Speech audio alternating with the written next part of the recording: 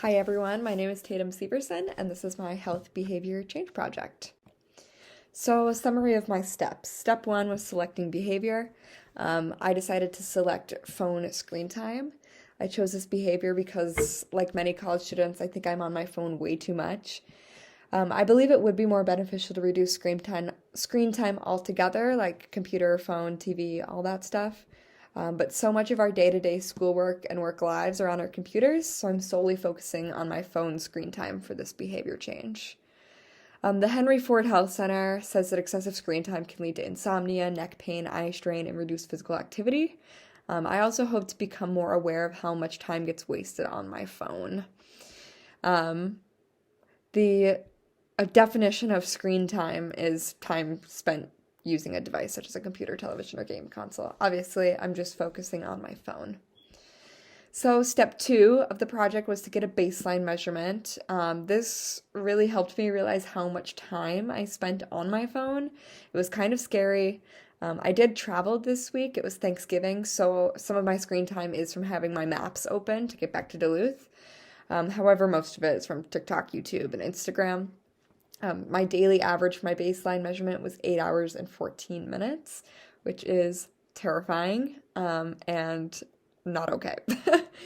So, this is my baseline measurement. Once I looked at this again, it was a huge motivator to help get me through the rest of this behavior change. Seeing that my average was 8 hours a day was very scary. You can see, like, some days are higher than others, but that's just how it goes. Step three was my action plan, and when I was doing research for this, the big two changes that I found were to turn my phone to grayscale, which is actually a built-in setting. It's from a journal called Color Me Calm. It's called Grayscale Phone Settings Reduce Anxiety and Problematic Smartphone Use. Holt and Ferraro are the researchers, and they found that participants who had their phones in grayscale exhibited a significant decrease in problematic smartphone use, anxiety, and screen time during their second visit. This is really because our brain is much more stimulated by all the colors, and when you take those colors away, it's far less stimulating, and you don't want to be on it as much. My other main strategy is to keep my notifications on. It does sound kind of counterintuitive, but silencing notification actually increases phone pickups.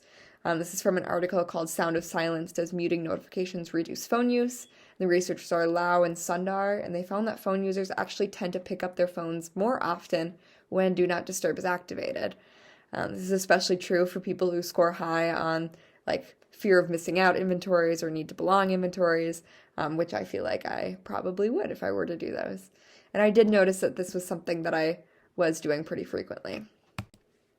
So, after my behavior change, this was my full graph with my baseline measure and my behavior change. The star on the graph represents the first day of my behavior change. And as you can see, there is a linear downward trend. My new average time as of Sunday, December 17th is 4 hours and 47 minutes. So I'm down about 40% from where I started at that 8 hours and 4 minute mark. I am very, very happy with how this went and how I trended downwards. So, some challenges and surprises. It was really hard to get used to the grayscale settings. I think once I did get used to it, it had the intended effect, but things like taking pictures and looking at pictures and see, like my mom would send me things and then I couldn't really get the whole sunrise that she sent me a picture of or something. So that was really hard to get used to.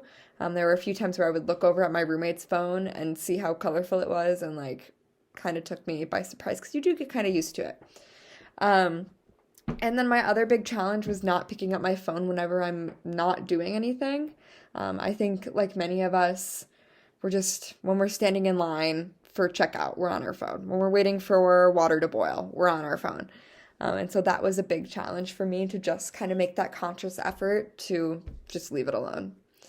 Some surprises when I got used to the lower screen time, I loved not thinking about it. Like, I loved not thinking about, let me go on Instagram, let me check the stories and whatnot. Like, I think I just really enjoyed not being tied to that. And then adding on to that, I did not miss social media as much as I thought I would. It's kind of nice to be a little bit disconnected. So I learned that when I put my mind to things, I can do them. When I first picked this topic, I was like, I don't know if I can do that. Like, I'm always on my phone. And yeah, it was kind of scary, but I did it.